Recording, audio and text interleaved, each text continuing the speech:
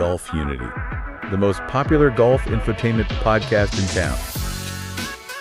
All right, welcome everyone to Golfunity, the most popular golf infotainment podcast in town. You've tuned into episode 24. Hey everyone, great to be digging into another topic today. Yep, it's time for another deep dive. You know the drill, we take a whole stack of sources, notes, research, whatever we've got. And we pull out the key stuff, the insights you really need. Basically, we do the reading so you get informed fast. Exactly. Yeah. And today our focus is the recent Austrian Alpine Open, that DP World Tour event. So our mission today, unpack the big stories, the players who stood out, the whole context of this tournament using just this info. Let's get into it. Okay, so first off, the sources make a pretty big deal about this being a significant return. Return? How so?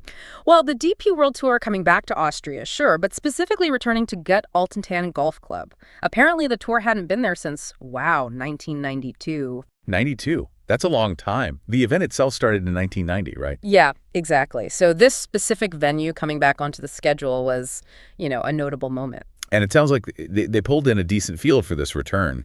The sources mentioned, 7 Ryder Cup players? Yeah, including Captain Luke Donald and Edoardo Molinari, the vice captain, plus over 60 other DP World Tour winners. That was pretty stacked. Not just a minor event then. Definitely not. And, important for the locals, a strong Austrian contingent, too. You had the big names like Bernd Wiesberger, Matthias Schwab. But some younger guys, too. Right. Max Steinlechner, Nicholas Regner. Guys the home crowd could really get behind. And Wiesberger features quite a bit in the pre-tournament stuff we looked at. Mm-hmm. This was his, 14th time playing this event. Yeah, and he actually won it back in 2012. He'd missed the last few years, apparently, so he sounded genuinely excited to be back on home turf. There was that quote, wasn't there? About home opens bringing out the best in players. He seemed really up for it. He did. Said his game felt pretty solid coming in, working on the swing, the putting. He was expecting a good week. Sets a nice scene, doesn't it? Especially with the venue's history. Totally. Okay, let's talk about the course itself. Gut Altentann. The sources say it's a Jack Nicklaus design. Originally, yeah. But it sounds like it had some major renovations recently, specifically to get it ready for the DP World Tour standards again. Near Salzburg, right. Yeah. And the big feature seemed to be water. Everywhere. Pretty much. Comes into play on more than half the holes, according to the reports. So not just a grip it and rip it kind of place. No, the sources really emphasize precision.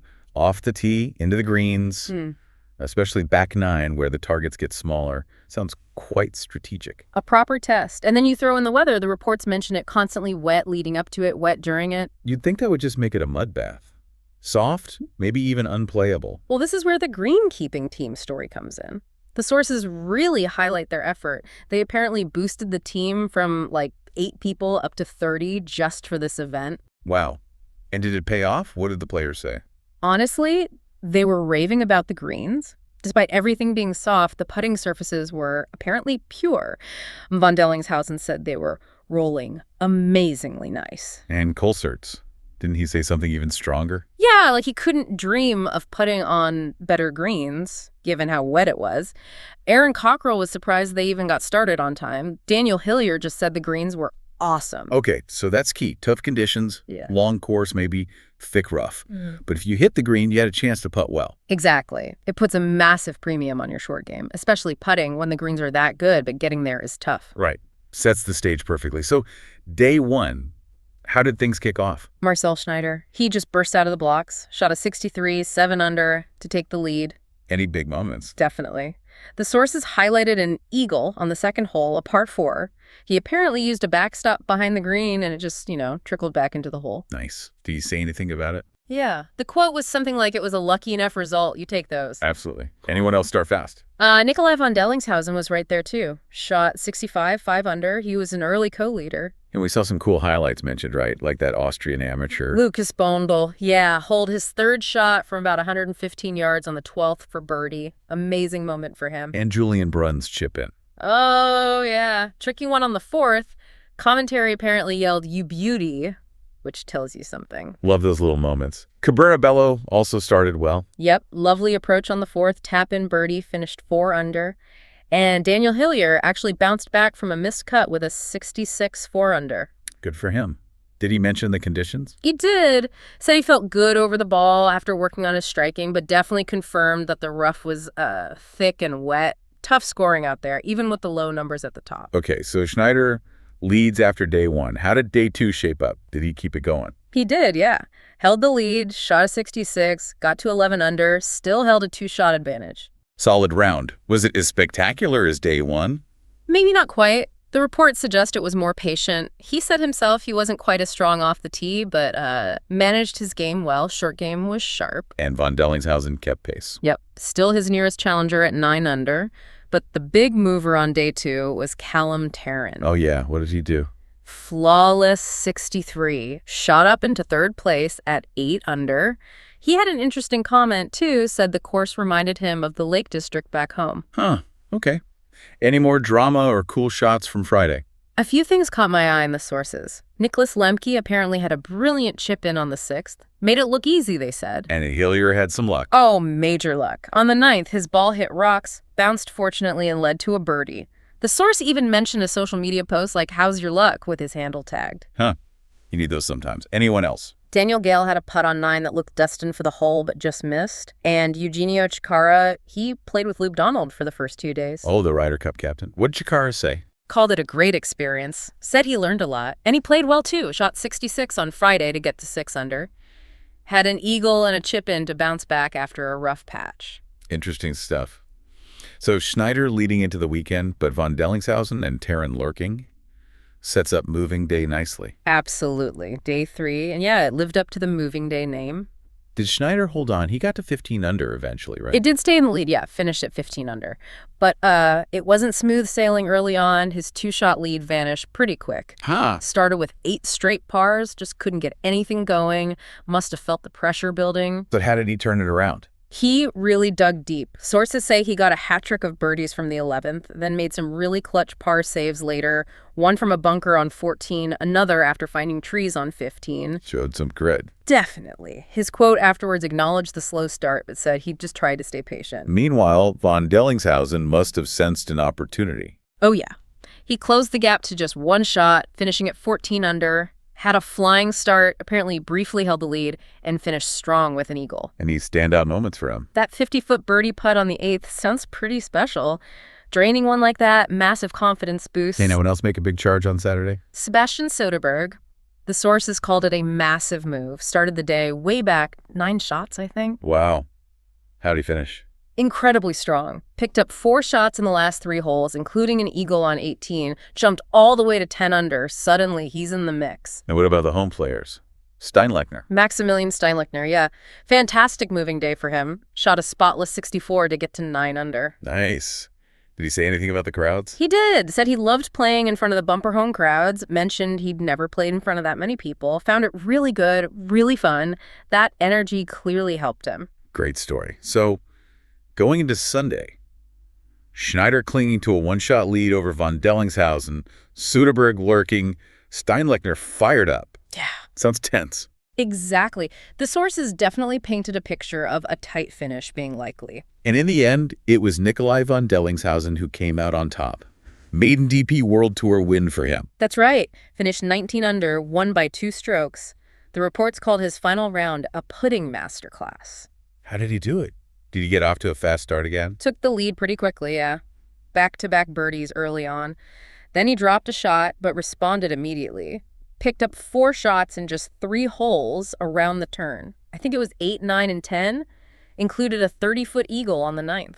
Wow, that's a decisive burst. Totally. That got him to 19 under and gave him some breathing room. Then it was about holding on. Any nervous moments coming down the stretch? Sounds like it. The sources pinpointed a key par saved from a fairway bunker on the 16th, made a 10-footer. He apparently said afterwards that was the moment he really felt like, okay, this is mine. Even the 18th tee shot was a bit shaky. Flew towards the penalty area, apparently, but landed safe, so he could make a stress-free par to seal it. Must have been pretty emotional for him. Oh, the quote suggests so. Talked about a tough journey, losing his card before. Said he felt confident in his ball striking, but was really pleased with the saves and putts under pressure. And he liked playing in Austria. Yeah, had that funny line about it feeling like a home tournament must be the food, he joked. Good for him. But hang on, the final round wasn't just about him, was it? Kristoffer Reitan, Oh my goodness, Reitan. Yeah, you absolutely have to talk about his Sunday. He shot 60. 60. That's insane. All right. Especially after winning the week before with a 62. Incredible form. The sources detailed his charge went out in 29, made a 34-footer on the 12th, which actually tied him for the lead briefly. Could he have shot 59? He needed 2 more shots over the last 3 holes, gave it a real go, had a 26-foot eagle putt on the 18th for it. Did it drop? Agonizingly, no. Just slid by. He said afterwards 59 was definitely on his mind on the back 9. Admitted he was gutted the putt missed, but, pretty happy with the 60. I bet. What'd he put his form down to? Said he was just trying to let my talent out on the course. Simple as that, maybe. So he finished tied second. Yeah, tied with Marcel Schneider, the guy who'd led for so long. Both finished at 17 under. What a finish. Von Dellingshausen grinding it out with the putter. Reitan just going nuclear with a 60. 2 amazing stories. Couldn't agree more. Just shows the different ways you can contend on a Sunday. Now, shifting gears slightly, the sources also talked quite a bit about the impact of the tournament off the course. Yeah, the economic side of things. There was a study mentioned, wasn't there, projecting something like 11 million in added value for the Salzburg region? And thousands of hotel nights booked even before the event started. Up to 7,000 overnight stays, yeah. Plus, the increased prize money, $2.75 million this year, meant more tax revenue staying locally. About $500,000 in withholding tax, the sources estimated. So hotels, restaurants, local suppliers, they all get a piece of the action. Absolutely. But it wasn't just the direct cash injection, it was the visibility. Putting Salzburg on the map, basically. Globally, yeah. The TV coverage was huge. 4 or 5 hours live each day, broadcast to 170 countries. Wow. And the media reach figure was massive, too. Estimated at around 38 million, over 70 journalists accredited. Having the DP World Tour back really brought that international spotlight. That's a serious return on investment for the region, beyond just the golf fans turning up. For sure. All right, so looking ahead briefly, the sources mentioned the Austrian Alpine Open is staying on the tour. But moving venue. Yeah, for the 2026 edition. It's heading to golf course Kitzbühel-Schwarzsee-Reith. So it's still in Austria, just a different spot. Got it. Okay, so let's wrap this deep dive up. We started with the big story, the return to Gut Altentann after, 30 years? Yeah, and how the course, despite some seriously wet weather, held up thanks to an incredible greenkeeping effort, which really made putting key. We followed the leaderboard drama, Schneider's early dominance, the chase from von Dellingshausen, Soderbergh's Saturday charge. Yeah. Those moments of magic, like Bondel's hole out, Hillier's lucky bounce, and the local guys like Steinlechner feeding off the home crowd energy. And then that final round. Von Dellingshausen's clutch putting, securing a breakthrough win, battling his own career struggles. And Reitan's unbelievable round of 60, nearly snatching it with that late charge. Just spectacular golf. Plus, we unpack the off-course impact, the economic benefits, the tourism boost, the massive global media exposure for Salzburg. So hopefully, by going through all these reports with us, you've got a much richer picture now. Not just the final scores, but the stories, the context, the challenges, and why this event mattered beyond the fairways. Definitely. And it leaves us with a final thought, maybe.